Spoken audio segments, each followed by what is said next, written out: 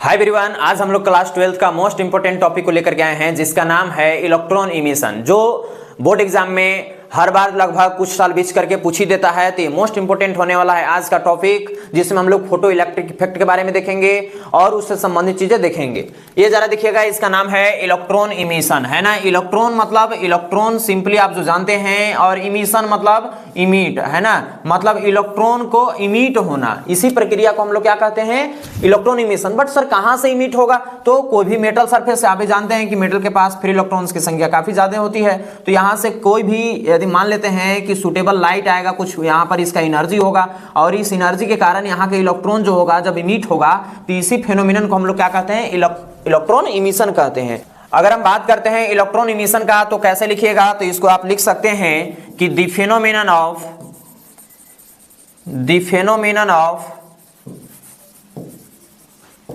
Emission of electron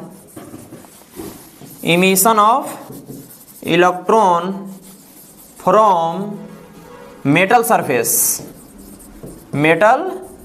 surface by applying. अब ऐसे ही तो नहीं इमिट हो जाएगा, है ना, कुछ ना कुछ तो करना होगा। तो by applying external energy is known as क्या? तो इलेक्ट्रॉन इमिशन। ठीक है। अगर हम बात करते हैं टाइप्स, अब हम लोग किसको कितने तरीकों से इमिट करवा सकते हैं किसी मेटल सरफेस इलेक्ट्रॉन को, तो उसमें हमारा है 4, है ना। अब ये 4 कौन कौन सा है, तो इसको जरा देखिएगा। ये मेरा 4 है। पहला नंबर मेरे पास जो है वो है कौन सा, तो मेरा है थर्मियोनिक इमिशन। टाइप्स यदि हम बात करें, ये हम टाइप्स की बात कर दे रहे हैं आपके पास, तो टाइप्स की यदि हम बात करें तो कहा जाएगा थर्मियोनिक इमिशन, है ना। दूसरा यदि हम बात करें तो क्या हो सकता है, फील्ड इमिशन। ठीक है। तीसरा यदि हम बात करें तो सेकेंडरी इमिशन। यदि हम फोर्थ टाइप की बात करें तो हम लोग कह सकते हैं फोटो इलेक्ट्रिक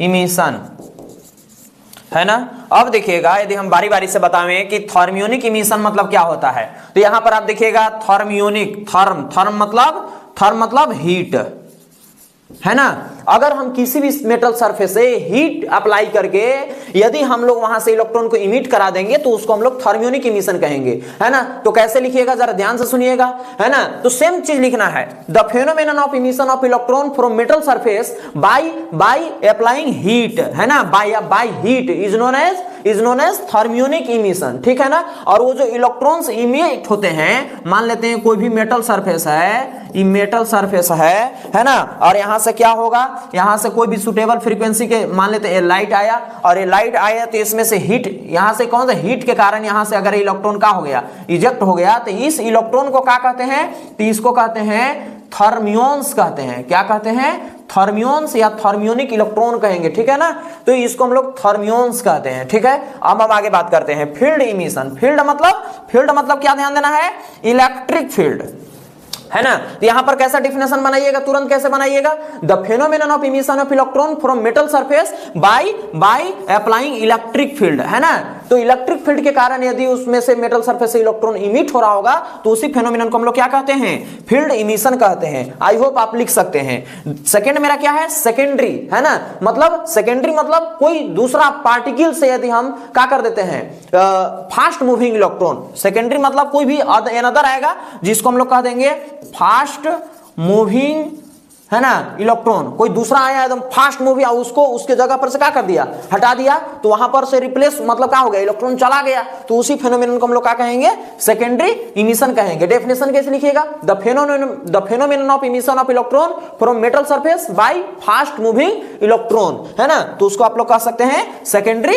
इमिशन। नेक्स्ट है हमारा फोटो इलेक्ट्रिक इमिशन, जो बहुत इंपॉर्टेंट है 12th बोर्ड एग्जाम के लिए, है ना। ये क्या है, तो इसको जरा ध्यान से समझिएगा, क्या है फोटो, फोटो मतलब लाइट, और इलेक्ट्रिक मतलब समझ ही रहे हैं, मतलब क्या हो सकता है इसका definition, the phenomenon of emission of electron from the metal surface by light, है ना, लाइट के कारण, मतलब वहां से लाइट के पास भी एक एनर्जी होता है, जो कितना होता है एनर्जी तो आप जानते हैं, वो होता है E equal to H nu होता है, ठीक है ना। तो अगर हम एनर्जी देंगे और वहां से अगर इलेक्ट्रॉन इमिट हो जाता है तो उसी को हम लोग कहते हैं फोटो इलेक्ट्रिक इमिशन। आइए हम इस चीज को जरा ध्यान से देखते हैं कि क्या है।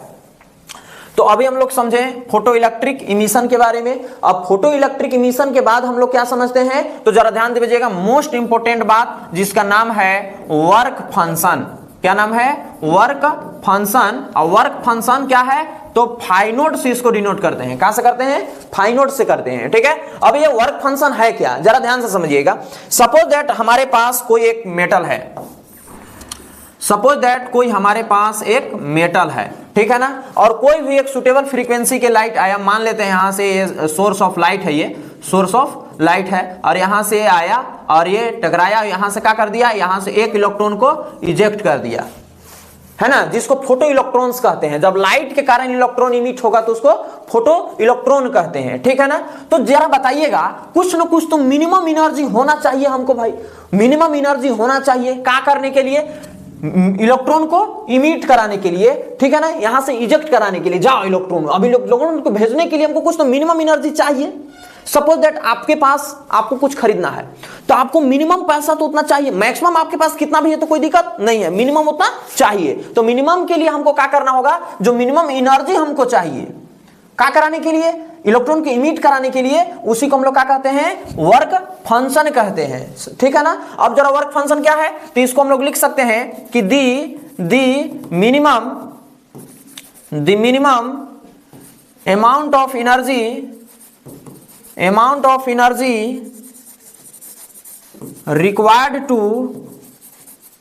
required to emit the electron from the metal surface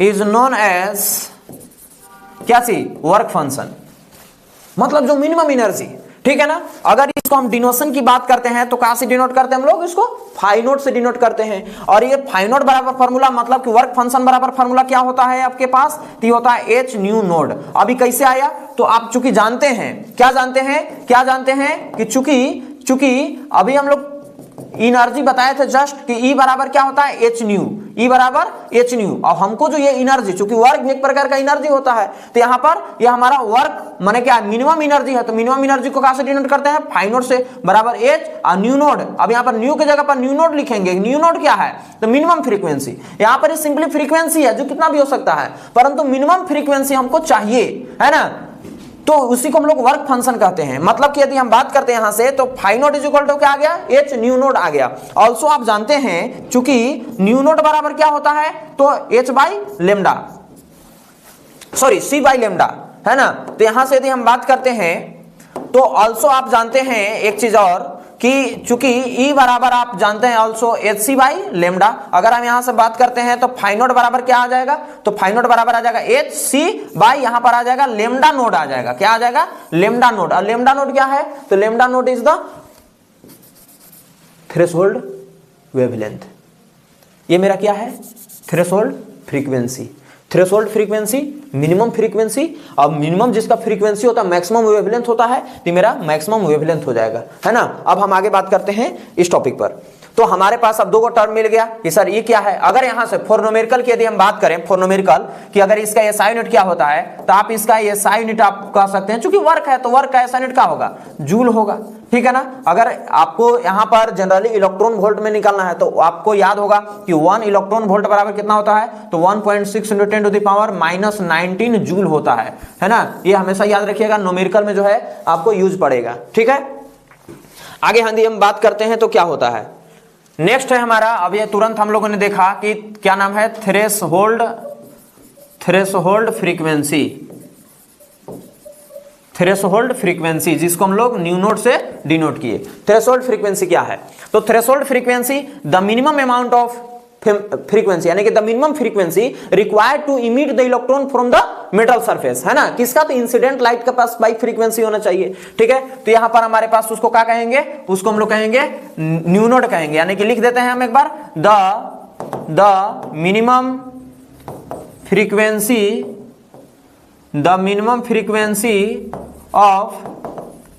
of incident light to emit the electron from the metal surface is called threshold frequency, ठीक है ना। इसको कहां से डिनोट करना है, तो इसको डिनोट करना है यूनिट से। अगर हम बात करते हैं, नेक्स्ट है हमारा जो क्या नाम था, थ्रेशोल्ड